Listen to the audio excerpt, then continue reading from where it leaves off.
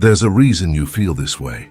That subtle, persistent ache of being somehow disconnected from a deeper, more meaningful layer of existence, a feeling that you're merely playing a part in a script you didn't write. And tonight we're going to expose it, not as a personal failure or a chemical imbalance, but as a silent, civil war within the mythic dimensions of your own psyche, a call from a forgotten part of you that refuses to be silenced any longer.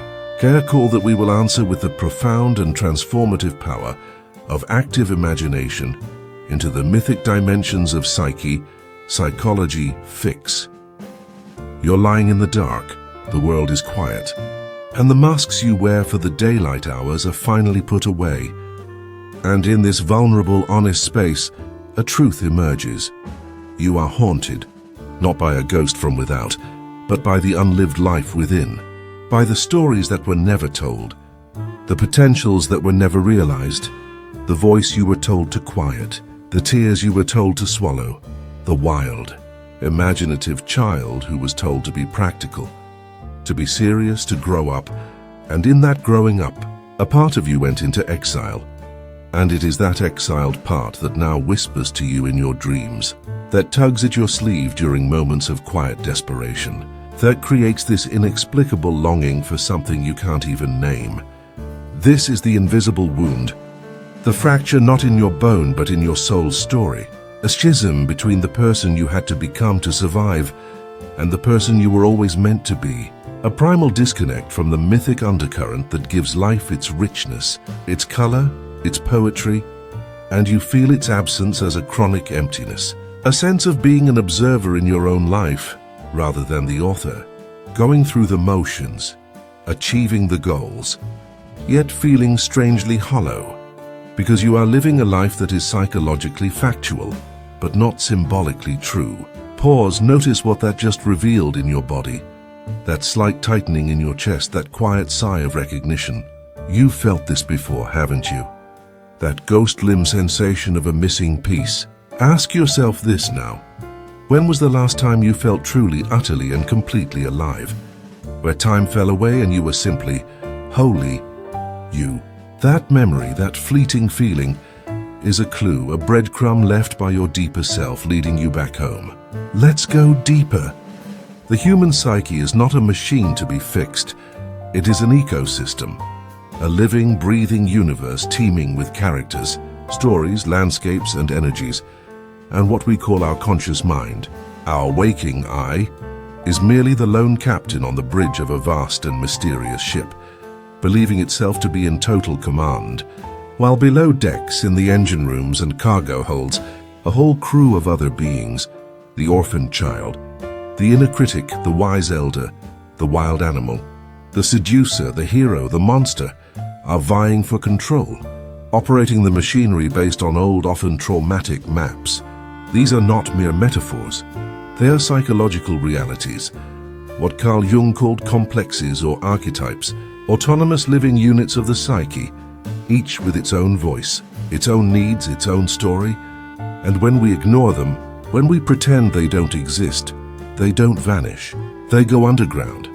They operate the ship from the shadows, creating storms of anxiety, icebergs of depression, and sabotaging our course toward fulfillment, because their fundamental need is to be seen, to be heard, to be integrated into the whole. Your feeling of being stuck, of repeating the same self-sabotaging patterns, of feeling a strange resistance to the very things you consciously want, is the direct result of this mutiny from below, a rebellion of the parts of you that have been disowned, devalued, and dismissed. But here's the truth. They are not your enemies. They are lost members of your own inner family, and their rebellion is a desperate, clumsy attempt to get your attention, to force you to acknowledge their existence, to hand them the wheel so they can, in their own misguided way, steer you toward what they believe you need for wholeness. What no one tells you is that your anxiety is not a malfunction. It's a sentinel, a watchman on the walls of your psyche screaming that a vital part of the kingdom is under siege. Your depression is not a void. It's a dormant field, frozen and fallow, waiting for the right mythic seed to be planted so it can burst into life. Your anger is not a destructive fire. It's a boundary drawn in the language of dragons. A righteous force that says, "This far and no further" to anyone who would trespass on your sacred ground. We pathologize these energies. We medicate them. We try to cognitive behavioral them away. But that is like trying to silence a character in a dream because their message is disturbing. The story will only get more intense, more nightmarish, until you finally turn and face them, until you listen. This is the first and most terrifying step, to realize that the monsters in the basement are in fact grieving gods, powerful archetypal energies that have been stripped of their context and their dignity, forced to express themselves through the distorted lens of your symptoms. Let me tell you a story about a woman named Clara. Clara was a successful corporate lawyer, precise, controlled, and impeccably dressed. But she came to therapy because of a recurring, debilitating dream of a feral, a mud-caked child, who would stare at her from the edge of a dark forest behind her perfectly manicured suburban home. In the dream, the child never spoke, but her eyes were full of a bottomless sorrow and a flicker of raw, untamed rage. Clara was terrified of this child, and she would wake up with a profound sense of dread and emptiness. She tried to interpret the dream, to analyze the child away, but the dream persisted, and the emptiness grew. Then, she began to practice active imagination. One afternoon, in a quiet moment, instead of running from the image, she invited it in. In her mind's eye, she walked to the edge of that forest and sat down on the ground about 10 feet from the child. She didn't try to talk. She just sat and breathed and witnessed. For weeks, this was all that happened. Then one day, the child threw a rock, not at her, but near her. It was a gesture of pure, unadulterated frustration. And in that moment, Clara didn't feel fear. She felt a shocking, visceral recognition. This child was her.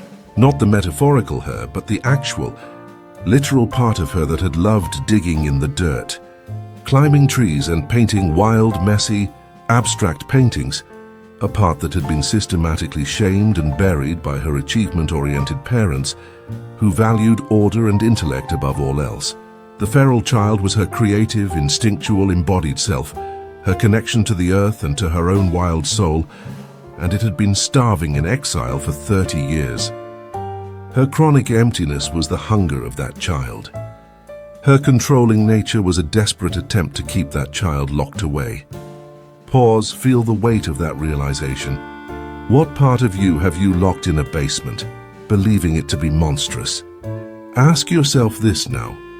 What wild, messy, or unacceptable part of your own nature have you had to disown to be loved, to be safe, to belong? That disowned part holds a key to your freedom. You're starting to see it now, how the very thing you fear inside yourself might be the very thing that can save you. This is the hidden emotional trigger behind so much of our suffering, the primal fear of our own wholeness. We are terrified of the wild child, the angry god, the sensualist, the fool, because we were taught that to be good, to be loved, to be safe, we must only present an acceptable, sanitized, half version of ourselves to the world. We fragment in order to belong, and in doing so, we lose the very core of what makes us uniquely, powerfully, authentically us. The trigger isn't just the critical parent or the demanding boss. The trigger is any situation that threatens to expose the exiled part, that calls for a wholeness we have been conditioned to believe is dangerous. A creative opportunity triggers the critic who shames the feral child. An intimate relationship triggers the vulnerable orphan who fears abandonment. A call to leadership triggers the imposter who fears the power of the rightful king or queen. We react not to the present moment, but to the ancient, mythic story playing out on the inner stage. A story where the same old characters are fighting the same old battles, and we are merely the battlefield, collateral damage in a war we don't understand. But what if you could stop being the battlefield and become the sovereign? What if you could descend into that mythic dimension, not as a passive victim, but as a conscious explorer, a compassionate diplomat, and begin the delicate, sacred work of repatriating your exiles? This is not bypassing. This is deep diving. This is the essence of active imagination into the mythic dimensions of Psyche. Psychology Fix, a direct line to the council of souls that resides within you. A method to end the civil war and broker a lasting peace. This is your first weapon, the foundational practice, sacred listening. This is not about passively hearing thoughts. It's about actively creating a container of profound, non-judgmental attention where the voices from below can finally speak their truth. Step 1. Recognize the trigger. When you feel that familiar surge of irrational anxiety, that spike of disproportionate anger, that sinking feeling of hollow depression, don't try to push it away. See it as an alarm bell. Stop, if only for a moment, and name it. I am feeling a wave of intense anxiety. This is not just about the email from my boss. This is a signal. A part of me is trying to communicate. This simple act of recognition pulls you out of the identification with the emotion and turns you into a witness, the captain who hears a commotion from below decks and decides to investigate rather than just batten down the hatches. Step 2. Reframe the story. Instead of the old narrative of I am broken, I am anxious, I need to get rid of this feeling, you shift to a mythic perspective. You say to yourself, a part of my psyche is in distress. It has a story to tell. It has a need that is not being met. I am going to listen to it as I would listen to a frightened child or an honored elder. This reframing transforms the entire dynamic. You are no longer fighting an enemy. You are hosting a guest, albeit a difficult one. You are turning your awareness toward the symptom with curiosity instead of contempt. Step 3. Replace the pattern. The old pattern was to numb, distract, or suppress, to have a drink, scroll through social media, or spiral into negative self-talk.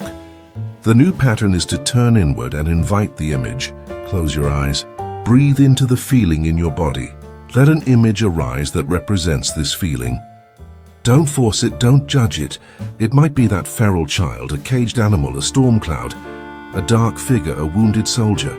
Whatever it is, let it be there. You are not analyzing it.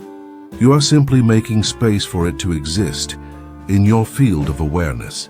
You are for the first time giving it a seat at the table. You feel the shift already, don't you? The moment you stop fighting the feeling and start relating to the figure behind it, the energy begins to change. The panic loses its sharp edge. The heaviness becomes less oppressive. You've just taken the first step out of the prison of identification and into the open field of dialogue. Let's go deeper. The second weapon is mythic dialogue, the art of speaking with these figures, of giving them a voice and listening to what they have to say. This is where the real magic happens, where you move from observing the characters to actually conversing with them. And in doing so, you discover that they possess an intelligence, a perspective, a wisdom that your conscious mind alone could never access. Step 1. Recognize the trigger. You've already invited the image. Now you feel its presence. It's there in your inner space. The trigger now is the silence, the awkwardness, the fear of what it might say or do. The old pattern would be to get scared, to break the connection, to retreat back into the safety of rational thought. Don't stay, breathe. Step 2. Reframe the story. Tell yourself, this figure, no matter how frightening it appears, is a part of my own soul. It cannot harm me. It has been trying to communicate with me for years, perhaps for my entire life. Its form is a symbolic representation of its pain, its power, its purpose. I am safe in opening a dialogue. This reframing is an act of profound courage. It is the hero stepping into the dragon's cave not to slay the beast, but to learn its secret. Step 3. Replace the pattern.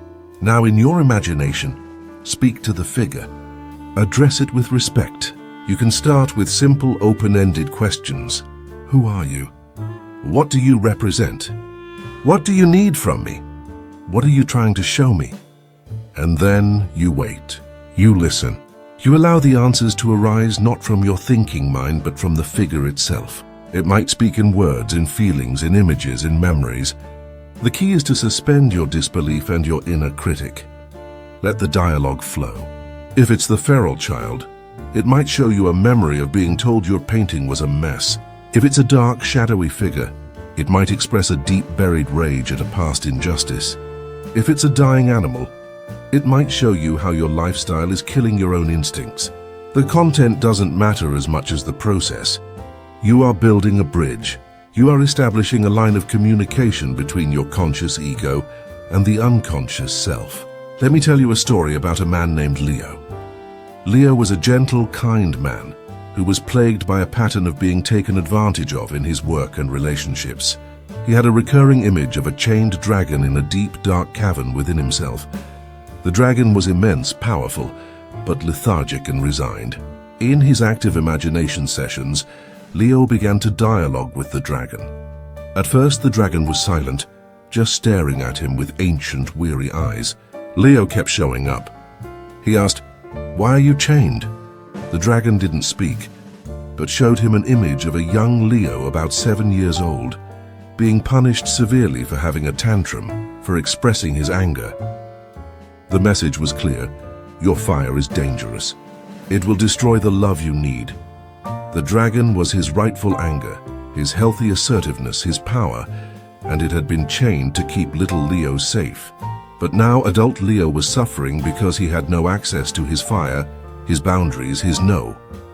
The dragon wasn't the problem. The chains were. Pause. What chains are binding your own power? What dragon have you been taught to fear? Ask yourself this now. Where in your life do you need to reclaim your rightful fire?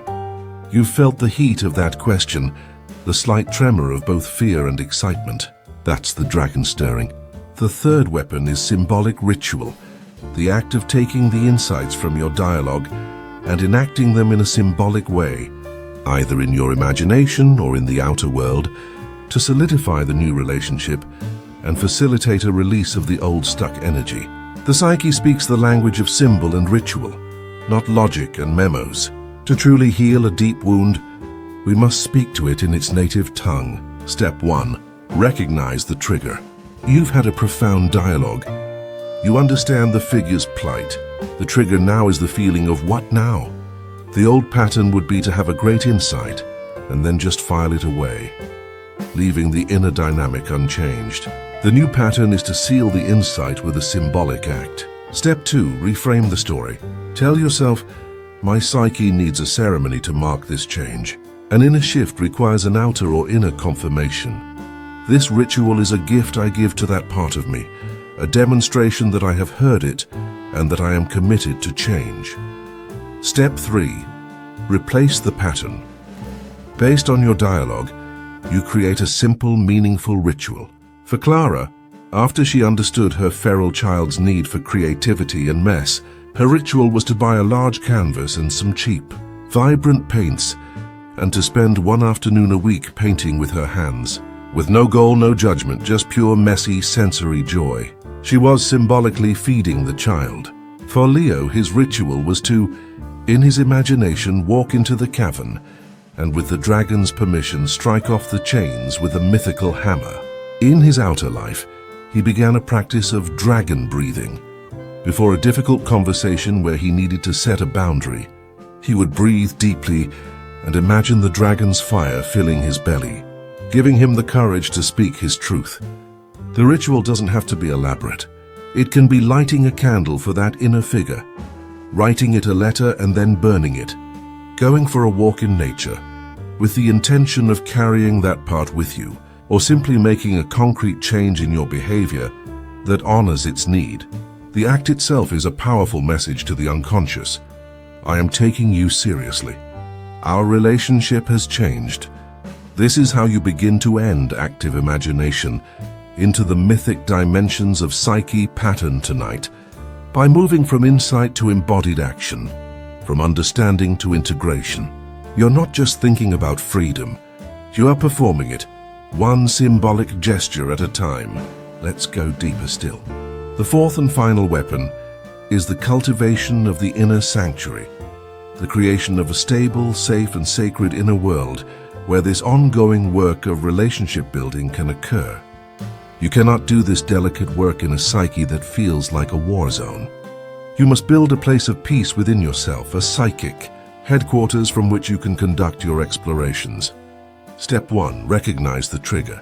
The trigger is the chaos itself, the feeling of being pulled in a million directions, the internal noise. The old pattern is to let the chaos reign, to be at the mercy of every passing mood and thought. Step 2. Reframe the story. Tell yourself, I am the architect of my inner world. I have the power to create a space of safety and stillness within me, a place where all parts of me are welcome, but where I, as the conscious self, am the gracious host. Step 3. Replace the pattern. Actively imagine in vivid sensory detail a place where you feel utterly safe, peaceful, and powerful.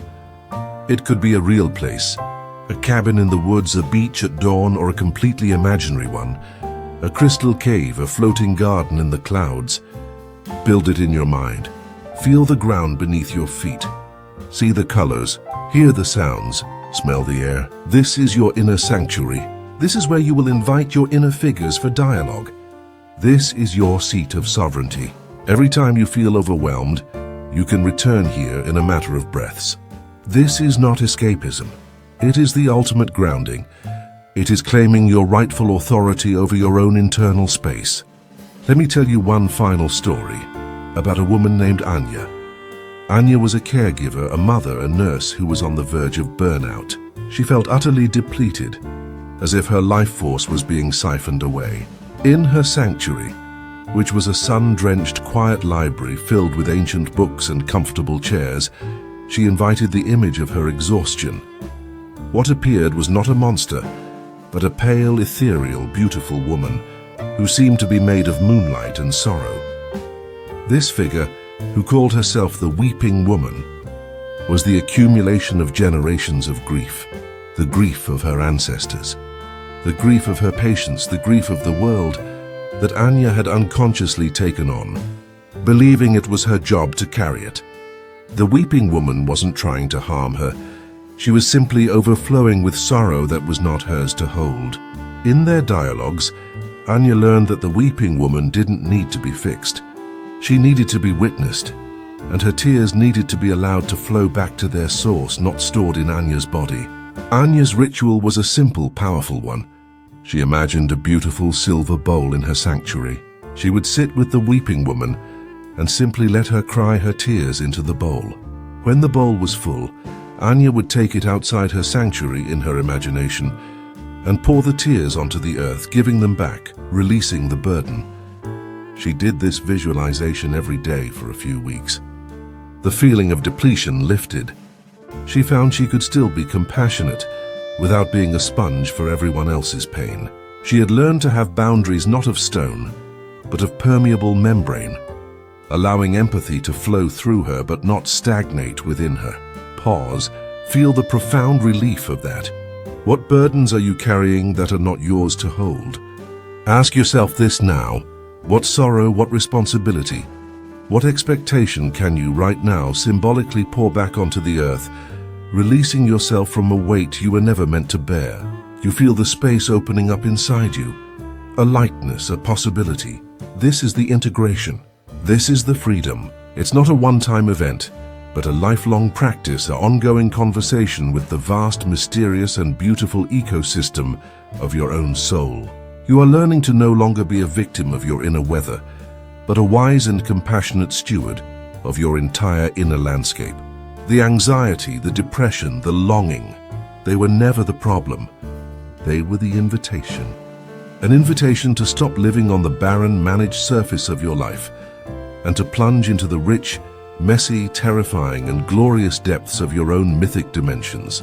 The feeling of disconnection was the map, and the ache was the compass, all pointing you back to the wholeness you thought you had lost.